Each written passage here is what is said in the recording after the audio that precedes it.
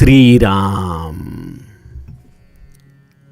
आप सभी के हृदयस्थ ईश्वर को वंदन करते हुए गोस्वामी तुलसीदास रचित श्री रामचरितमानस इस ग्रंथ के प्रथम सोपान अर्थात बालकांड का जो हम चिंतन कर रहे हैं, सज्जनों, यह हमारा कथा निरूपण क्रमांक 13। हमने पिछले कथा प्रवाह में इस विश्व को जो गुण और दोषों से भरा पड़ा है उसकी तरफ मेरा दृष्टिकोण सम्यक किस तरह से कर सकता हूं, इस तत्व का हमने चिंतन देखा। इस सम्यक दृष्टि से विश्व में तो कोई फर्क होने वाला नहीं, लेकिन मेरे चित्त की प्रसन्नता में मैं कई गुना अपने आप को और बेहतर और प्रसन्न जान सकता हूं। विश्व को बदलने की यह जो हमारी भूमिका है उसका विसर्जन करने वाला यह दोहा, और इसलिए गोस्वामी जी ने जो जैसा है वैसा ही उसे स्वीकार करते हुए, उसे वंदन करते हुए उन समस्त तत्वों के चरणों में केवल और केवल कृपा की भिक्षा मांगी है। देव दनुज नर नाग खग प्रेत पितर गंधर्व बंदऊ किन्नर रजनीचर कृपा करहूं अब सर्व। गोस्वामी जी की यह भूमिका, सम्यकता की यह भूमिका केवल इसके लिए है कि वह अपनी निजता में प्रभु रामचंद्र का भजन कर सके। इस सृष्टि में जो अनंत गुण हैं उनका चिंतन करने के बजाय जो अपने हृदयस्थ ईश्वर का गुणानुवाद वो करना चाहते हैं, इसके लिए वह इन समस्त तत्वों से कृपा की भिक्षा मांग रहे हैं। सज्जनों, आइए आगे के चौपाइयों का गायन करें। आकर 4,84,000 जाति जीव जल थल नभबासी, सिय राम मैं सब जग जानी, करऊं प्रणाम जोरी जुग पानी, जानी कृपा कर किंकर मोहू, सब मिली करहूं छाड़ी छल छोहू, निज बुद्धि बल भरोस मोहि नाही, ताते विनय करऊं सब पाही, करन चहूं रघुपति गुण गाहा, लघुमति मोरी चरित अवगाहा, सूझन एक अंग उपाऊ, मनमति रंक मनोरथ राऊ, मति अति नीच ऊंची रुचि आछी, चहिय अमीय जग जुरई न छाछी, क्षमिय ही सजन मोरी ठिठाई, सुनिय ही बाल बचन मन लाई, जो बालक कह तो तरी बाता, सुनहि मुदित मन पितुअरु माता, हसियहि कूर कुटिल कुबिचारी, जे पर दूषण भूषण धारी, निज कबित के ही लागन नीका, सरस हो अथवा अति फीका, जे पर भनीति सुनत हर्षाही, ते बर पुरुष बहुत जग नाही। जग बहु नर सरसरी समभाई। जे निज बाढ़ी बढ़ही जल पाई। सज्जन सकृत सिंधु सम कोई। देखी पूर विधु बाढ़ई जोई। भाग छोट अभिलाषु बड़ करऊँ एक विश्वास। पयहि सुख सुनि सुजन सब खल करी यही उपहास। सियावर रामचंद्र प्रिय हो।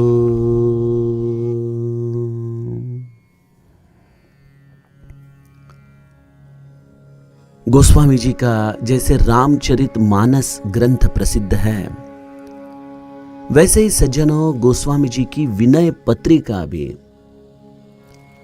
विनय पत्रिका की भूमिका हम समझ लें। विनय पत्रिका में गोस्वामी जी ने जिस दीनता के साथ हमारे साथ संवाद किया है, उस दीनता की भूमिका रामचरितमानस के अभ्यास के लिए अनिवार्य है। क्योंकि मैं कोई तो हूं, मैं पंडित हूं, मैं विद्वान हूं। इसके कारण जो हम अहंकार का वजन अपने चित्त में उठा के रखे हुए हैं, यह वजन ही हमें रामचरित्र में प्रवेश करने के लिए एक बाध्यता बन जाता है। और यह केवल इन दो ग्रंथों की बात नहीं है। जो परम अर्थ प्राप्त करने के लिए हम यह प्रयास कर रहे हैं, इसमें सबसे बड़ी चीज है अहंकार विरहित अवस्था। और वह स्थिति केवल भगवत कृपा से प्राप्त होती है। हम अभिनय शायद कर सके अहंकार विरहित वृत्ति का,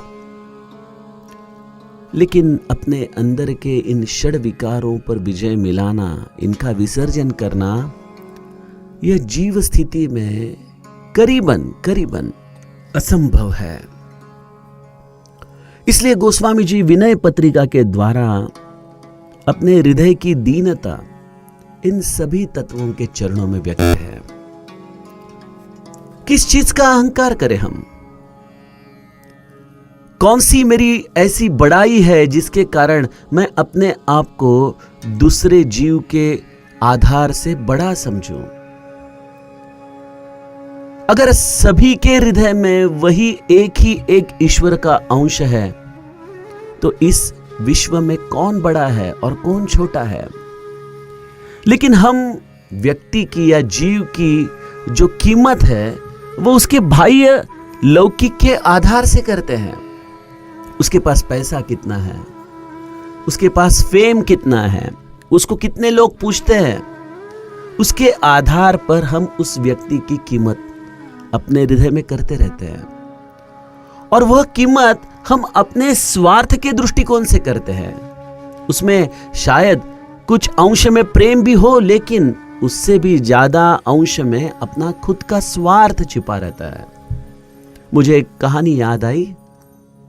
एक बार एक गांव में एक बड़ा धनवान संपन्नवान ऐसा जमींदार था। उसके घर में कोई कार्यक्रम था, इसलिए उसने समस्त गांव वालों को भोजन के लिए बुलाया था। उसी गांव में उसकी एक बहन रहती थी जो बड़ी दरिद्रता में अपना जीवन व्यतीत कर रही थी।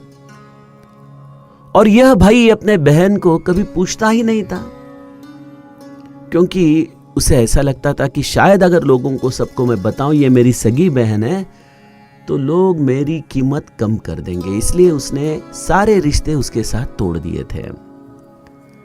बहन तो बेचारी भोली थी। उसे लगा कि भाई के घर में उसने पूरे गांव वालों को खाना खाने के लिए बुलाया, चलो मैं भी मेरे बच्चों को लेके वहां जाऊं।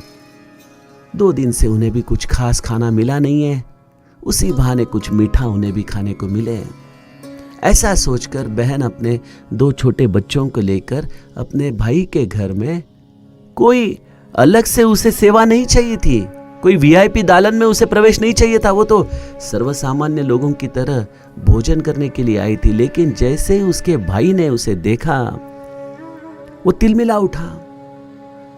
उसका हाथ पकड़कर उसे खींचकर उसने घर से बाहर कर दिया और कहने लगा कि तू जानबूझ के आई है यहां पे, तू 4 लोगों को दिखाना चाहती है कि मैं उसकी बहन हूं, 4 लोगों में मेरे बारे में मन में बुरे विचार लाने के लिए तू यहां पे आई है, निकल जा यहां से। बेचारी बहन निकल गई। समय का पहिया चलते रहा। उसके दोनों बेटे बड़े होनहार निकले बहन के, बहुत अच्छी पढ़ाई की और पढ़ाई करते करते बहुत अच्छी विद्वत्ता प्राप्त की। बड़े अच्छे अच्छे हुनर उन्होंने सीखे और देखते ही देखते वह भी बहुत धन कमाकर अपने गांव में एक बड़ी कोठी बांधकर रहने लगे।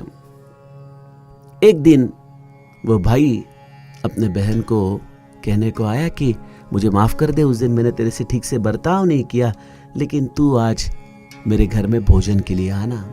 बहन बोली मैं जरूर आऊंगी। और सज धज कर बहन अपने भाई के घर भोजन प्रसाद के लिए गई।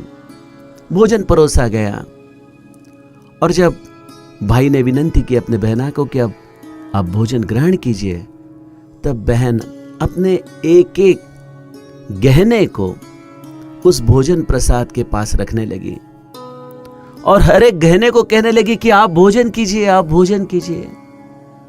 भाई को कुछ समझा नहीं। भाई बोला आप ये क्या कर रही हो मेरी बहन, मैंने आपको भोजन के लिए बुलाया। तब बहन हंसकर बोली कि भोजन के लिए तो बहन उस दिन आई थी, आज तो तूने इन गहनों को, इस संपदा को भोजन के लिए बुलाया है और मैं उन्हें ही भोजन खिला रही हूं।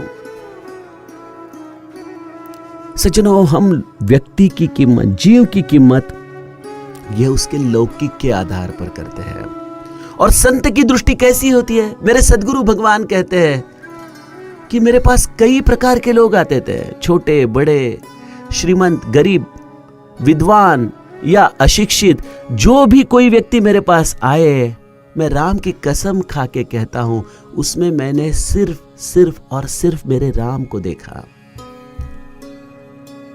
संत की दृष्टि है जो इस समस्त विश्व में समोहम सर्वभूतेषु, इस प्रकार से समत्व भावना से ईश्वर का दर्शन समस्त जीवों के द्वारा करते हैं और इसलिए उनमें कोई बड़ापन, कोई छोटापन उनकी वृत्तियों में नहीं रहता। इसलिए वो बड़े सहज रहते हैं। जो भी आए उससे बिल्कुल हंस के बड़ी सरलता से वो संवाद कर सकते हैं। यह है संत दृष्टि। और हम जो बाह्यांग से, लौकिक दृष्टि से कीमत करने वाले लोग हैं, वो असहज है। गोस्वामी जी की दीनता तो देखिए। गोस्वामी जी कहते हैं आकर 4,84,000 जाति जीव जल थल नभ बासी, सिय राम मैं सब जग जानी, करऊं प्रणाम जोरी जुग पानी। इस ब्रह्मांड में जो 84 लक्ष योनियों में ये 4 प्रकार के जीव जन्म लेते हैं, स्वेदज, अंडज, उद्भिज और जरायुज। देखिए, संत सही मायने में एक वैज्ञानिक है। 84 लक्ष योनियां, इसे संत 4 प्रकार के जीवों में बांटकर हमें बताते हैं कि एक है स्वेदज, जो पसीने से या पानी से पैदा होता है, जैसे कि मच्छर, जिनका आयु भी कम होता है और जिनका जन्म भी इस स्वेदज तत्व के आधार पर होता है। दूसरे है अंडज, जैसे पक्षियां अपने घर बनाकर उसमें अंडे डालकर उसमें से अपने बच्चों की प्राप्ति करते हैं, वह यह अंडज प्रकार की योनि जिससे जीव जन्म लेते हैं। तीसरा है उद्भिज, जैसे हम कोई बीज लाते हैं, उसे जमीन में जब हम गाड़ देते हैं तो कुछ दिनों के बाद उस बीज से अंकुरित हुआ एक सुंदर जीव वृक्ष के रूप में आकाश में बढ़ने लगता है, यह है उद्भिज। और चौथा है जरायुज, जो हमारे जैसे मानव हैं, राक्षस है, ऐसे अलग अलग योनियां हैं जो जरायुज रूप में जन्म लेते हैं। तो ऐसे 4 प्रकार के द्वारा जीव 84 लाख योनियों में इस ब्रह्मांड में जन्म लेता है। अब इसका क्या फॉर्मूला है कि कौन सा जीव कौन से योनि में जन्म ले? महाराष्ट्र के प्रसिद्ध संत रामदास अपने मनाचे श्लोक इस ग्रंथ में इसका बड़ा सुंदर उत्तर देते हैं। वो कहते हैं, जीवा कर्म योगे जनी जन्म झाला, परी शेवटी काळमुखी निमाला। जीव जन्म लेता है तो अपने पूर्व कर्म के संस्कार के आधार पर।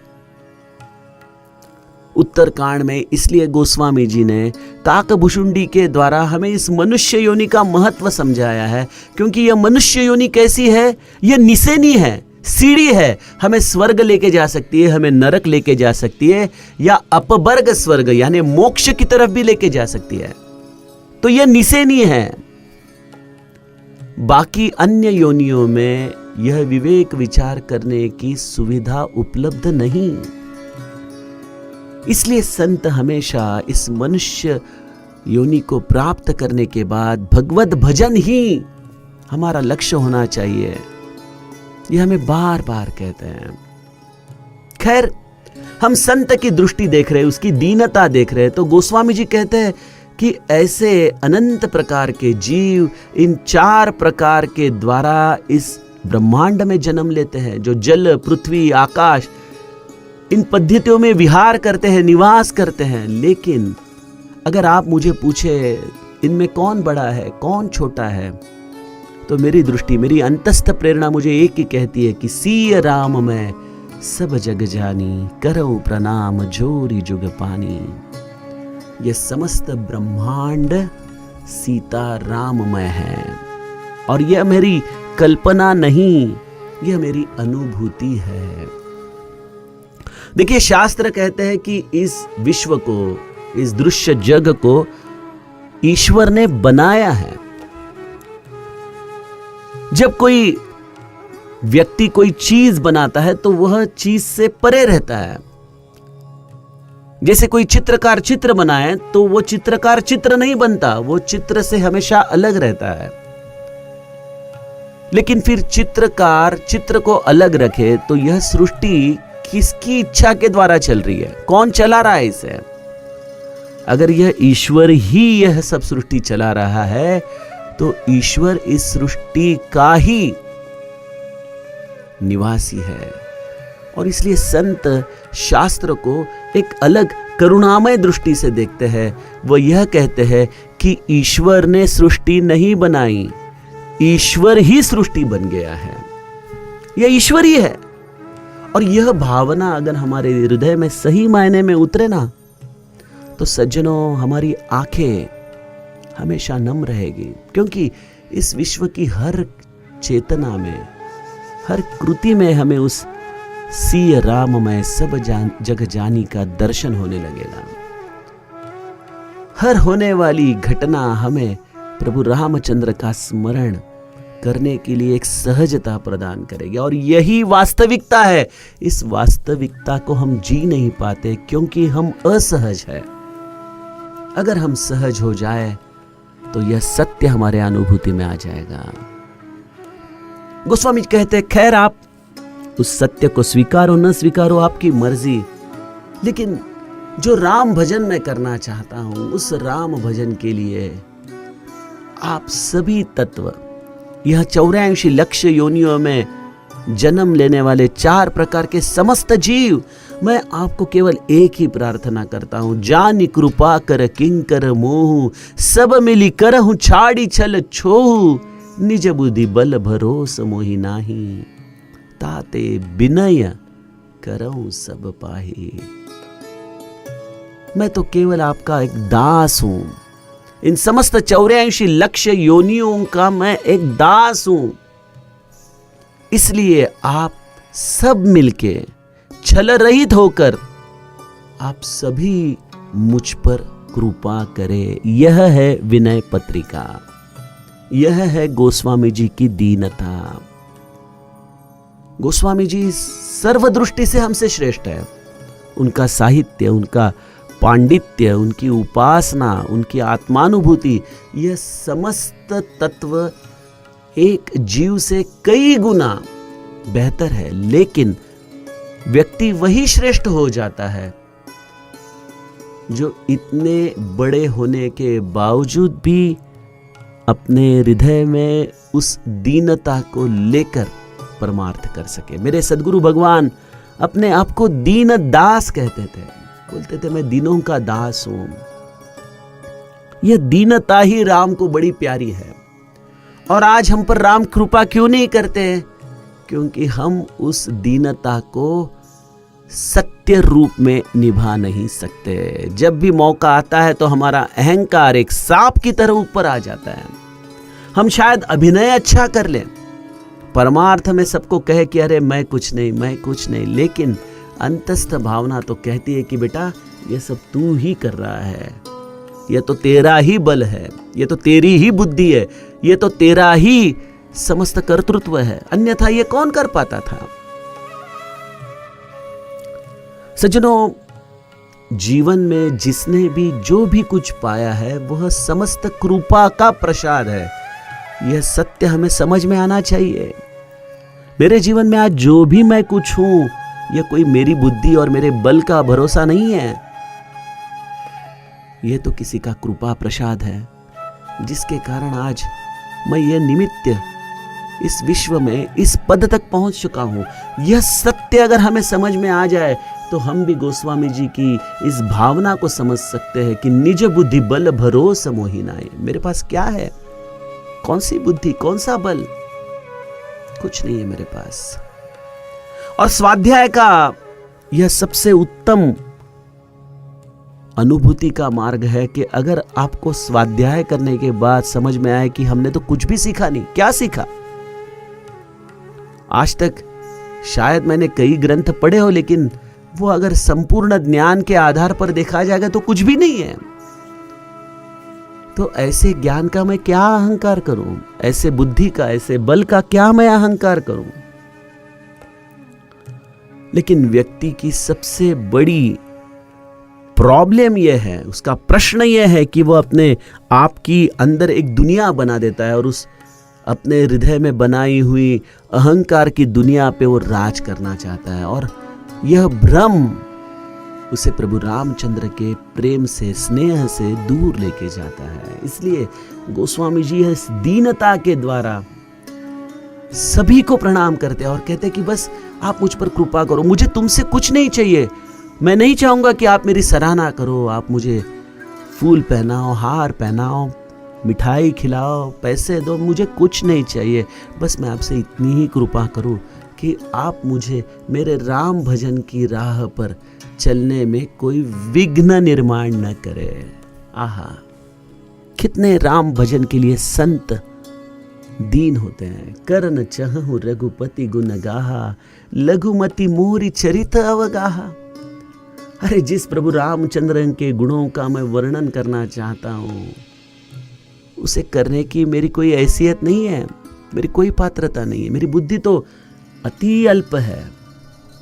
और प्रभु रामचंद्र का चरित्र अत्यंत गहन है, अपार है। और मुझे रघुपति के इस गुण चरित्र को गाने का कोई उपाय मालूम नहीं, कोई उपाय मुझे सूझ नहीं रहा है। लेकिन मैं इतना ही चाहूंगा कि जो भी मेरे पास भजन है, उस भजन में आप विक्षेप न लाए। बस इसके लिए आप सभी के चरणों में मैं वंदन करता हूं। मैं आप सभी से बहुत छोटा हूं, बहुत छोटा हूं। मेरी बुद्धि, मेरा बल, यह अत्यंत लेश मात्र है। मेरी मन, मेरी बुद्धि एक प्रकार से कंगाल हो चुकी है। लेकिन मेरा मनोरथ तो देखिए, मैं प्रभु रामचंद्र का भजन करना चाहता हूं, उसे प्राप्त करना चाहता हूं। आप मेरा मनोरथ सुनोगे तो शायद हंस पड़ोगे कि अरे तुलसी, तेरे पास क्या है? किसके भरोसे पे तू ये भजन करने जा रहा है? गोस्वामी जी कहते हैं कि मेरी बुद्धि तो अत्यंत नीच है और लेकिन मेरी इच्छा तो बहुत बड़ी है। अगर मेरी इच्छा की बात करूं तो मैं मति अति नीच ऊंची रुचि आछी, चाहिए अमीय जगह जुरई न छाछी। मेरा मनोरथ है इस प्रभु रामचंद्र रूपी अमृत को प्राप्त करने का। और देखा जाए तो मेरी हैसियत छाछ प्राप्त करने की भी नहीं है। देखिए, जिसके घर में घी बनता है, दही बनता है, वो जानता है कि छाछ इतनी मात्रा में बनता है कि कभी कभी उसको हम इस्तेमाल भी नहीं कर सकते हैं, तो ऐसे छाछ को हम बांट देते हैं। तो जैसे छाछ मुफ्त में मिलता है, ज्यादा मात्रा में मिलता है, उसी तरह गोस्वामी जी कहते हैं कि मेरे बुद्धि और बल का अगर इस लौकिक दृश्य से कोई कीमत अदा करने का वक्त आए तो इस बुद्धि और बल के द्वारा मैं केवल छाछ की प्राप्ति कर सकता हूं। इतना ही बल मेरे पास है, लेकिन इतने छोटे से बल के बावजूद भी मेरी इच्छा है प्रभु रामचंद्र रूपी अमृत को प्राप्त करने की।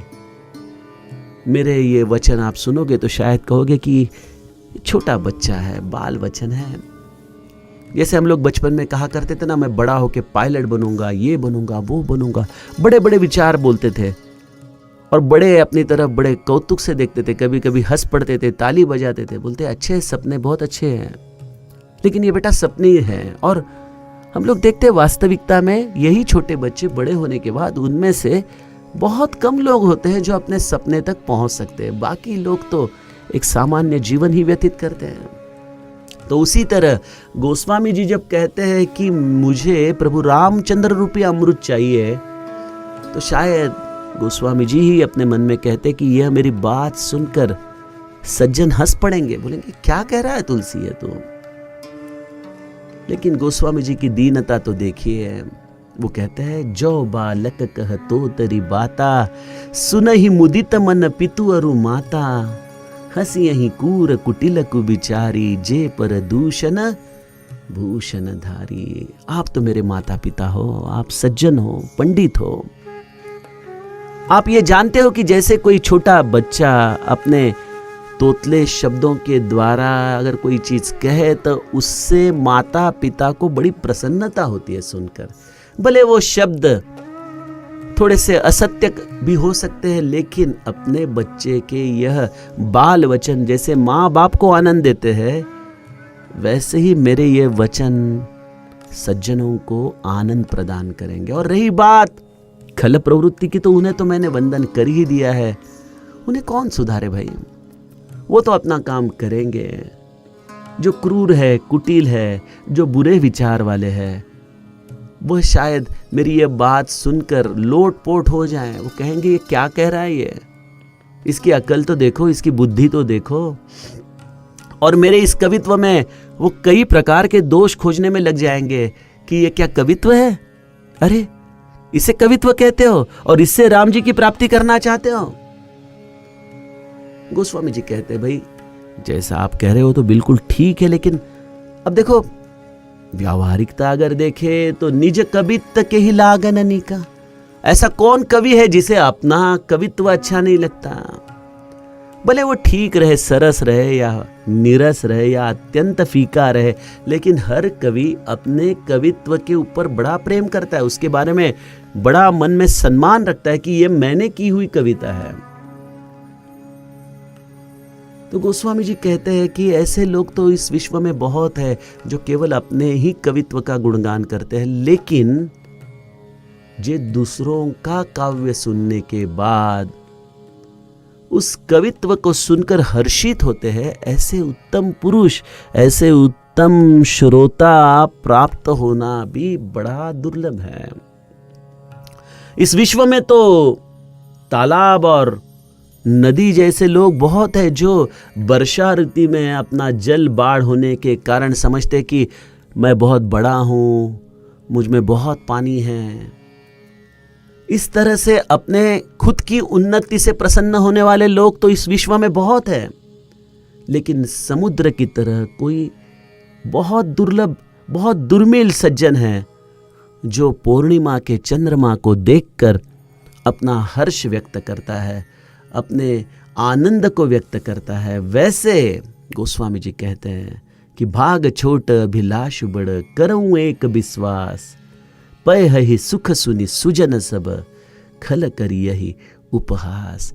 तो ऐसे पूरे चंद्रमा को देखकर जो सिंधु आनंद व्यक्त करता है, ऐसे सज्जन मेरे कवित्व से निश्चित ही प्रसन्न होंगे।